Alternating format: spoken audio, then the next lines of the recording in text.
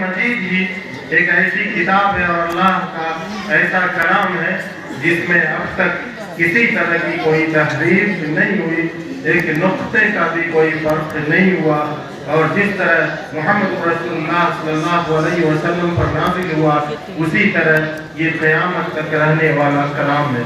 میرے بھائیوں، جب یہ کلام کا نزول ہوا اور تاریخ میں یہ لکھا ہے کہ دنیا کے قائم ہونے سے 1000 سال پہلے اللہ رب العالمین نے جب قرآن مجید کے کچھ حصے کی تلاوت کروائی تو فرشتوں میں یہ دھوم مچ گئی، فرشتے ایک دوسرے کو مبارکباد دینے لگے، اور اس بات کا ان کو احساس ہوا کہ کتنا مبارک ہوگا وہ فرشتہ جن کے ذریعے سے یہ کلام زمین پر اتارا جائے گا، یعنی نبی آخر الزمان جناب محمد رسول اللہ پر اتارا جائے گا۔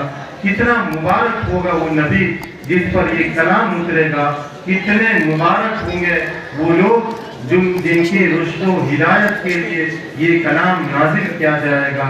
میرے بھائیوں، یہ کلام بہت ہی اہم ہے جس کو ابھی ہمارے بہت سارے عزیزان نے حفظ کیا، سینے میں محفوظ رکھا، اور ہم سب نے ان کی دستار کا یہ منظر دیکھا۔ میرے بھائی، یہ کوئی معمولی نعمت نہیں اللہ کی طرف سے، یقیناً ایک بہت بڑی نعمت ہے، جس نعمت کے آ جانے کے بعد، حاصل کر لینے کے بعد، سینے میں محفوظ کر لینے کے بعد یقیناً ایمان کی حفاظت کی گارنٹی لی جا سکتی ہے۔ میرے بھائی، ہم اور آپ ایمان والے گھروں میں پیدا ہوئے، ہمیں یہ ایمان بہت ہی آسانی کے ساتھ مل گیا۔ اس کے لیے نہ ہمیں کوئی بھاگ دوڑ کرنی پڑی، نہ کوئی محنت کرنی پڑی، نہ کوئی مشقت اٹھانی پڑی، بلکہ صرف مسلمان گھر میں پیدا ہونے کی وجہ سے جب ہم نے بولنا شروع کیا تو ہماری ماں نے ہم سب کو اللہ کا نام سکھایا، کلمہ طیبہ لا الہ الا اللہ محمد رسول اللہ سکھایا، اور ایمان بڑی آسانی سے مل گیا۔ اگر ایک انسان کو اللہ رب العالمین اس دنیا میں ساری نعمتوں سے نواز دے اور ایمان کی نعمت نہ دے تو یقیناً وہ انسان اس دنیا میں بہت ہی خسارے میں ہے۔ ایک وہ انسان جس کو اللہ رب العالمین اس دنیا کی کوئی نعمت نہ دیا ہو لیکن ایمان کی نعمت اگر دے دیا ہے تو یقیناً وہ انسان اس دنیا میں بھی کامیاب ہے اور آخرت میں بھی کامیاب ہے۔ میرے بھائی، جب اللہ کا اتنا بڑا انعام ہوا کہ اللہ نے ہم سب کو ایمان والا بنایا، مسلمان بنایا، تو اب ہم سب کی ذمہ داری ہے کہ ہم اپنے ایمان کی حفاظت کریں، اپنی نسل کے ایمان کی حفاظت کریں۔ اس لیے کہ قرآن مجید نے کہا قُوْ أَنفُسَكُمْ وَأَهْلِيكُمْ نَارًا، اپنے آپ کو اور اپنے اہل و عیال کو جہنم سے بچاؤ۔ یہ جہنم سے بچانے کا مطلب یہ ہے کہ ہم سب کو وہ طریقہ اختیار کرنا چاہیے، وہ چیز سیکھنی چاہیے جس سے ہم سب اپنے آپ کو اور اپنی نسل کو، اپنی اولاد کو، اپنے اہل و عیال کو جہنم سے بچا سکیں۔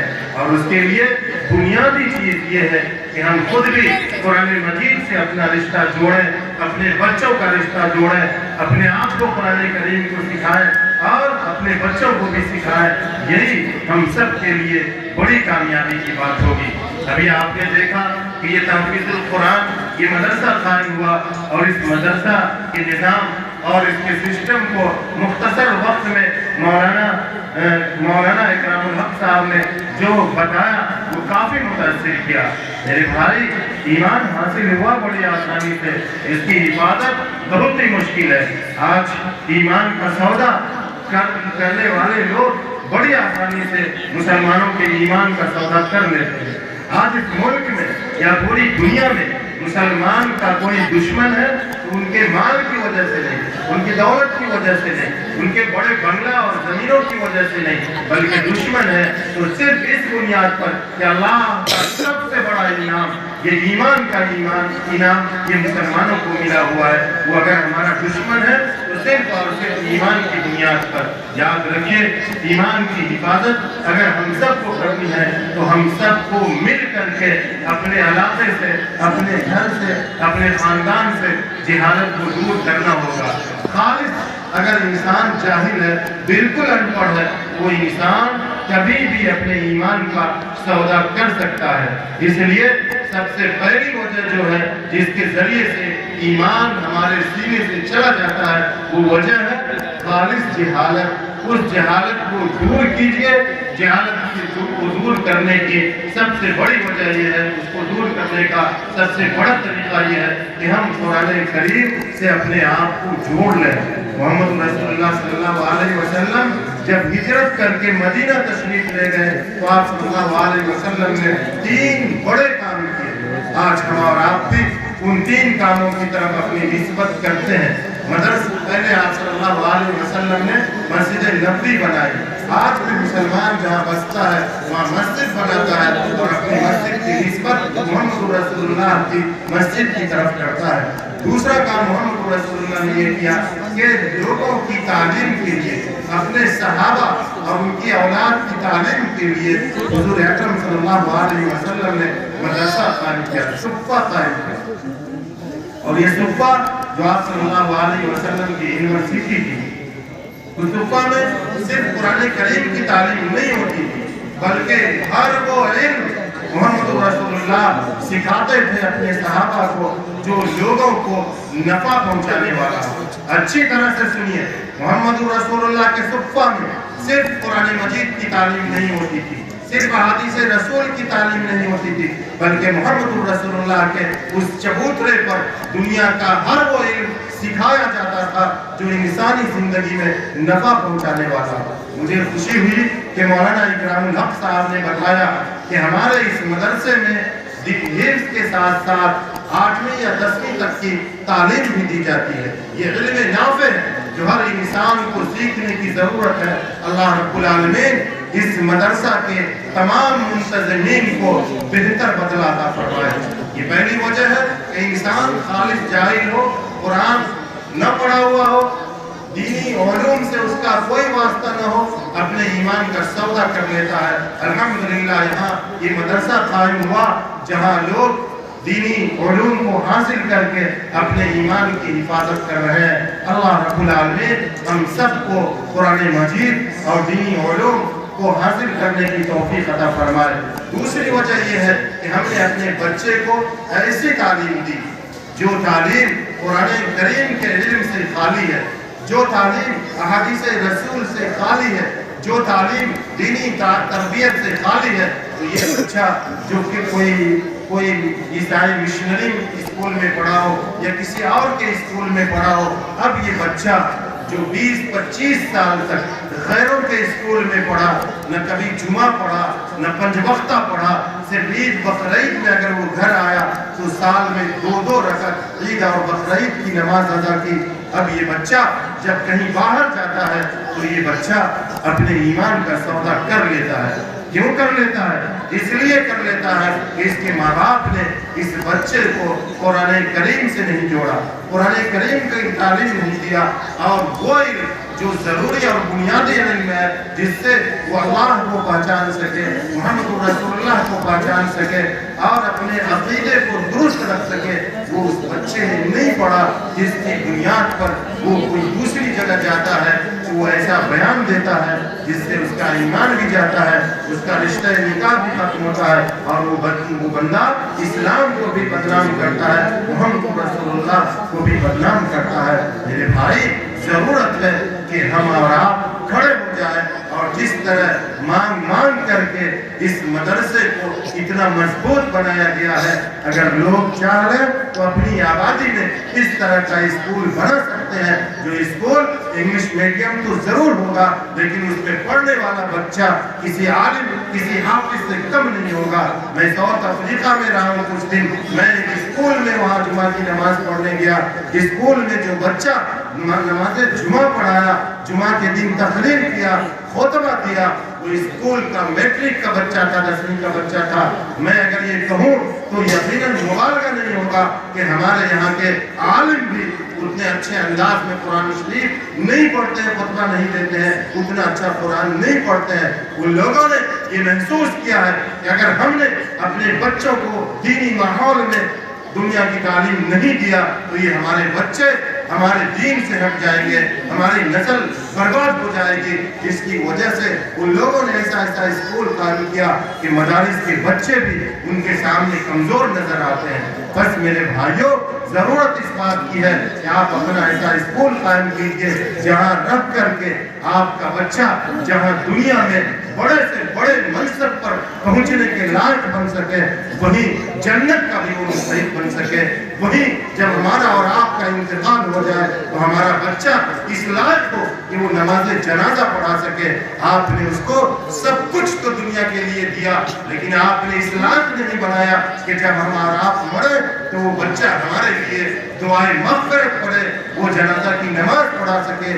میں آپ کو تجربات اور مشاہدات کی بنیاد پر یقین کے ساتھ یہ بات کہہ سکتا ہوں کہ اپنا بچہ جس درد کے ساتھ نماز جنازہ میں دعائے مغفرت پڑھے گا وہ دوسرا کوئی نہیں پڑھ سکتا ہے۔ میرے بھائی، آپ کو اگر اس کی امید نہیں ہے مت رکھیے، لیکن اس کے ایمان کی حفاظت کے لیے ایسے اسکول قائم کیجیے جس میں ہمارا بچہ اپنے ایمان کی حفاظت کر سکے۔ حیدرآباد میں ایک مسلم آبادی میں اسکول تھا عیسائی کا، جس میں 95% بچے مسلمان پڑھتے تھے۔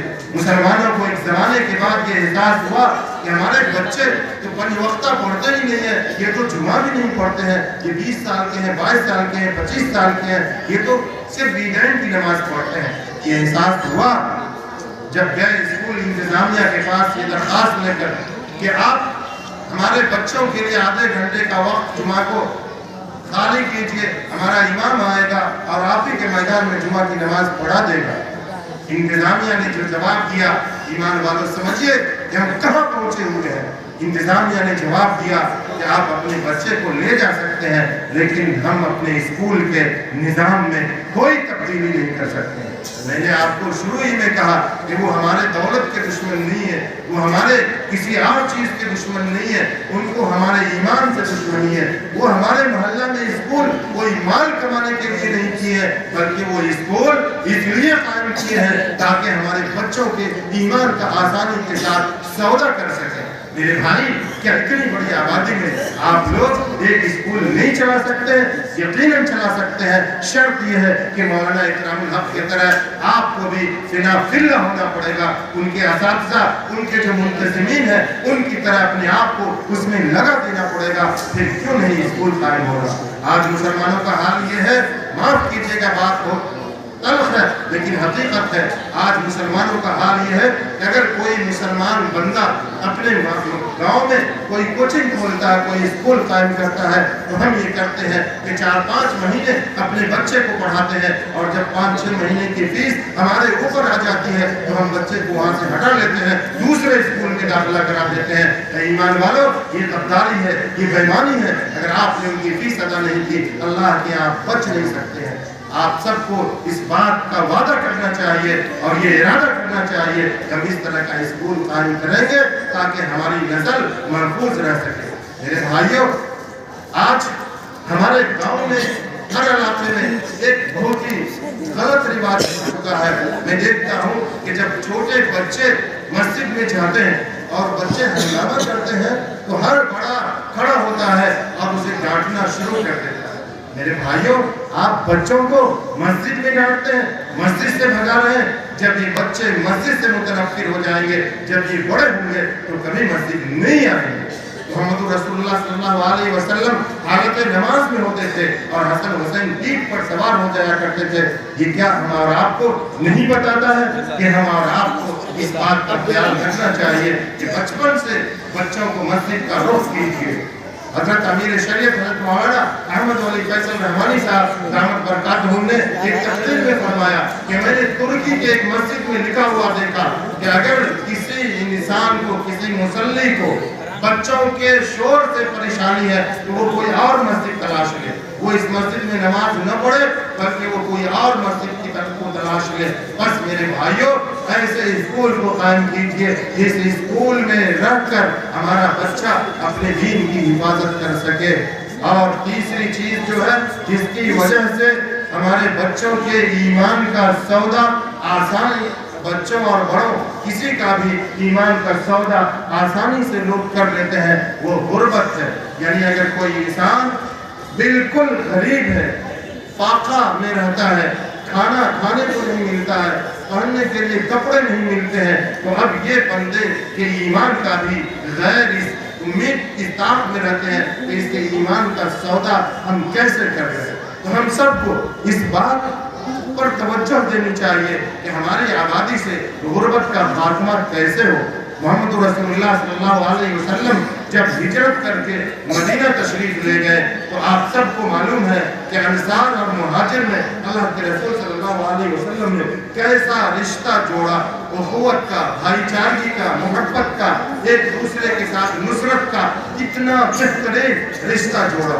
आज हालात ऐसे आग हो गए हैं, हमारा ईमान इतना कमजोर हो चुका है, हम इतने गिर चुके हैं कि अगर हम एक माँ बाप के दो भाई हैं और एक भाई को अल्लाह ने खुशहाल बना दिया, एक गरीब बन गया है, एक के पास कुछ परेशानी है तो खुशहाल उसे मुड़ करके नहीं देखता है। मेरे भाई, ये हमारा ईमान इसका तकाज़ा नहीं करता। हमारा ईमान ये तकाज़ा करता है कि उस भाई की मदद करो, उस भाई को सहारा दो, उस भाई को माली एतबार से मजबूत करो। ऐसा न हो कि वो भाई गुर्बत की वजह से अपने ईमान का सौदा कर जाए। अल्लाह के रसूल सल्लल्लाहु अलैहि वसल्लम ने फरमाया, कादल फख्र अन यकून कुफ्रा, मुझे डर है कि फक्र फाका की वजह से कोई कुफ्र तक न पहुंच जाए। और यकीनन इस मुल्क में इस तरह के वाक़यात हो रहे हैं कि गैर हमारे गरीब मुसलमानों को लालच दे करके, कुछ पैसे दे करके और उनके ईमान का सौदा कर लेते हैं। मेरे भाइयों, कब हम लोग बेदार होंगे, कब हम लोग जगेंगे? क्या मुसलमान कौम इस बात के लिए है कि वो अल्लाह के नाम पर भीख मांगे? आज सिख बिरादरी के लोग भीख मांगते हुए नजर नहीं आते। मोहम्मद रसूलुल्लाह सल्लल्लाहु अलैहि वसल्लम ने जिंदगी के हर गोशे को खोल खोल करके बयान किया। कोई गोशा ऐसा नहीं है कि जिसमें कोई झोल हो। ये दीन मुकम्मल है, ये इस्लाम मुकम्मल है। अल्लाह के रसूल सल्लल्लाहु अलैहि वसल्लम ने हर तरफ हम सबको रहनुमाई की है। मेरे भाई, आज सिख मांगता हुआ नजर नहीं आता और ये मुसलमान अल्लाह का ये बड़ा नाम जो जिक्र के लिए है, जो इबादत के लिए है, आज मांगता हुआ नजर आता है कि अल्लाह के नाम पर कोई दे दो। अगर हम और आप अपने गांव में एक नौजवानों की टीम बनाए जिसका काम ही यही है, अगर कोई गरीब है, कोई परेशान हाल है, तो उसकी गुर्बत कैसे दूर हो इसकी फिक्र करे, कोशिश करे। हमारे यहाँ एक रकम मुख्तस हो जिससे हम लोगों को सहारा दें, तो यकीनन ये हम सब के लिए बड़ी कामयाबी की बात होगी। अगर हमने किसी एक मुसलमान के ईमान की हिफाजत का अपने आप को जरिया बना लिया तो यकीन जानिए हो सकता है अल्लाह रब्बुल आलमीन हमारी हमारा हज, हमारी ज़कात, हमारी नमाज, हमारे सदक़ात व खैरात को अलग रख दे और हमारे एक किसी नेक अमल को कबूल करके हमारे लिए निजात का जरिया बना दे, जन्नत में दाखिले का फैसला फरमा दे। मेरे भाइयों, आज गैर लोग इस तरफ भी पूरी मेहनत कर रहे हैं कि किस तरह हम मुसलमानों से सूदी कारोबार करेंगे और मुसलमानों के ईमान को मुतज़लज़ल करेंगे। मेरे भाई, आपके इलाके में क्या मुझे मालूम नहीं, अभी मैं नरपतगंज के इलाके में, ये छातापुर का इलाका गालबन आपके इलाका से मिलता जुलता इलाका है, मैं वहाँ पे था हफ्ता दिन पहले। वहाँ हमारे भाइयों ने बताया कि यहाँ काजी साहब कुछ गैर आते हैं, बड़ी बड़ी रकम लेकर के आते हैं और हमारी माएँ, हमारी बहनें सब वहाँ पहुँच जाती हैं, उनसे सब कर्ज लेती हैं और सूदी कारोबार चलता है। और जिसकी वजह से वहाँ पर बाज़ दफ़ा उरियानियत भी नजर आती है। मेरे भाई, ये उरियानियत तक मामला आने वाला नहीं है, ये आगे चल करके इज्जत वो आप लोग को भी गंवा देगी हमारी बहन बेटियाँ और आखिर में अपने ईमान का भी सौदा कर रखेंगी। फुलवारी शरीफ का वाक़या है, एक खातून ने 100 सोनार से जेवर रख करके कुछ सूद पर पैसा लिया और दिन ब दिन वो सूद बढ़ता गया, यहाँ तक कि उस खातून ने अपनी इज्जत को भी गंवा दिया जेवर के चक्कर में। और फिर वक्त आया कि वो इज्जत के साथ साथ ईमान से भी मालूम हो गई। ईमान वालों भाई, क्या हम सब की जिम्मेदारी नहीं बनती है कि अपने गरीब भाई और बहनों के ईमान की हिफाजत का अपने आप को जरिया बना दें? मेरे भाई, मदारिस में देना, मसाजिद में देना, दर्ज हिफ्ज़ के बच्चों को तैयार करना, ये भी बड़ा सदका है, बड़ा कार्य खैर है और आप लोगों ने अभी किया वो काम भी बड़ा है। मैं यहाँ के मुंतज़मीन को कहूँगा वो काम भी आपका है, गाँव के नौजवानों का है, वो काम भी करना चाहिए। میں ایک واقعہ سناؤں کہ ایک جگہ عیسائی لوگ آتے تھے قرضہ دینے کے لیے. جب مرد حضرات باہر چلے جاتے تھے وہ مسلم آبادی میں آتے تھے اور عورتوں کو قرض دیتے تھے. دھیرے دھیرے اتنا قرض دیتے تھے کہ وہ یقین جب ہو جاتا تھا کہ اب یہ خاتون قرض واپس نہیں کرے گی تو اب اس خاتون سے وہ قرض کا مطالبہ کرتے تھے. یہ خاتون نمازی بھی ہے, روزہ بھی رکھ رہی ہے, دین پر چل رہی ہے. اب یہ خاتون جب اسے احساس ہوتا کہ نہیں دے پائے گی تو اب قرض کا مطالبہ کر بیٹھا. تو اس خاتون نے کہا کہ میرے پاس تو نہیں ہے, میں اتنا کیسے ادا کروں. اس نے ایک اسٹامپ پیپر نکالا اور کہا کہ اس پہ دستخط کر دو. کہا کیا لکھا ہوا ہے؟ کہا اس پر کوئی خاص بات نہیں لکھی ہوئی ہے, صرف یہ لکھا ہوا ہے کہ ہم عیسائی مذہب کو قبول کرتے ہیں, اور کچھ نہیں لکھا ہوا, تم دستخط کر دو. ہم تمہاری زندگی میں اس کاغذ کا یا اس واقعہ کا کسی کے پاس کوئی ذکر نہیں کریں گے. وہ خاتون جس کا شوہر بھی وہاں گھر پہ موجود نہیں ہے, اس نے انجانے میں اس پہ دستخط کر دیا. وہ دستخط کرا کے جاتا ہے, آرام سے بیٹھ جاتا ہے اور اپنا وہ قرض کا کاروبار جاری رکھتا ہے. جب وہ تہجد گزار نمازی خاتون کا انتقال ہوتا ہے, وہ عیسائی مشنری کے لوگ پوری ٹیم کے ساتھ آ جاتے ہیں اور کہتے ہیں محلہ والوں سے کہ اس لاش کو حوالے کرو. اب وہ کہتا ہے کہ یہ لاش تو ہماری یہ مسلمان خاتون ہے. وہ تھانہ جاتا ہے, تھانے دار آتے ہیں, کاغذات کی روشنی میں اس لاش کو عیسائی کے حوالے کر دیے جاتے ہیں. بس میرے بھائیوں, اللہ کے واسطے اس نظام کو بدلیے کہ اگر غربت ہمارے علاقے میں ہے تو اس غریب کا سہارا بنیے. اللہ کے رسول صلی اللہ علیہ وسلم نے فرمایا صدقہ ایک کرو گے تو ایک ثواب ملے گا, اگر قرض ایک دو گے تو 18 گنا زیادہ ملے گا. کیوں فرمایا محمد رسول اللہ نے قرض کا ثواب 18 گنا زیادہ ملے گا؟ اس لیے کہ صدقہ اور خیرات جو لوگ ریلیف بانٹتے ہیں ان کو معلوم ہوگا کہ مالدار بھی آتے ہیں, بلکہ مالدار پہلے دینے کے لیے آتے ہیں, غریب پیچھے ہوتے ہیں. حکومت کی طرف سے جتنے سارے امدادی فنڈ آتے ہیں, مالدار لوگ پہلے نمبر پر رہتے ہیں, غربا پیچھے رہتے ہیں. امام شریعہ کی طرف سے بھی اگر ریلیف تقسیم کے لیے جاتا ہے جاتے ہیں لوگ تو مالدار پہلے ہوتے ہیں, غربا پیچھے ہوتے ہیں. لیکن اگر یہ کہا جائے کہ قرض دینے کے لیے لوگ آئے ہیں تو ضرورت مند بھی آئیں گے. اسی وجہ سے محمد رسول اللہ نے یہ فرق رکھا کہ قرض ضرورت مند ہی لینے آئیں گے. آپ اپنے مال کا ایک مختص حصہ الگ کیجئے جس میں آپ غربا مساکین کو قرض دیجئے, ان کے مالی حالت کو مضبوط کرنے کی کوشش کیجئے تاکہ ایمان کا تحفظ ہو سکے. اللہ تعالیٰ ہم سب کو کہنے سننے سے زیادہ عمل کی توفیق عطا فرمائے. اور یہ 3 چیز کہ ہم سب کی یہ ذمہ داری ہے کہ ہم اس مدرسے میں اپنے بچوں کو بھی بھیجیں اور اس مدرسے سے دلی محبت بھی رکھیں. جب بھی مدرسہ آئے تو خیر کے ارادے سے آئے. وہ انسان جو کسی دینی ادارے میں شر کے ارادے سے آتا ہے وہ یقیناً وہ مومن نہیں ہے, وہ منافق ہے. اس لیے جب بھی مدرسہ میں قدم رکھیے خیر کی نیت سے قدم رکھیے, اور جو کچھ بھی بولیے مدرسے کے تعلق سے خیر کی نیت سے بولیے. اللہ رب العالمین آپ کو اجر دے گا. مدرسے میں تعاون بھی پورا کیجیے. اور دوسری چیز جو اسکول بنے, ایک اسکول ضرور آپ اپنے علاقے میں بنائیں. میں مولانا اکرام الحق صاحب سے کہوں گا بڑا کام آپ کر رہے ہیں, وہ دوسرا کام بھی اپنی آبادی میں کر جائیے. اپنے بچوں کے ایمان کی حفاظت کا وہ بھی ایک بڑا صدقہ کا کام ہے, وہ بھی صدقہ جاریہ کا کام ہے. اور تیسرا کام یہ کہ آپ سب تیار کیجیے اپنی ٹیم, جس ٹیم کا یہ کام ہو کہ وہ گھوم گھوم کر لوگوں کی غربت کو دور کرے. اللہ رب العالمین ہم سب کو کہنے سننے سے زیادہ عمل کی توفیق عطا فرمائے. ہم منتظمین کے شکر گزار ہیں کہ انہوں نے ہم سب آپ لوگوں سے ملاقات کا ذریعہ پیدا کیا. ربنا تقبل منا انك انت السميع العليم وتب علينا انك انت التواب الرحيم.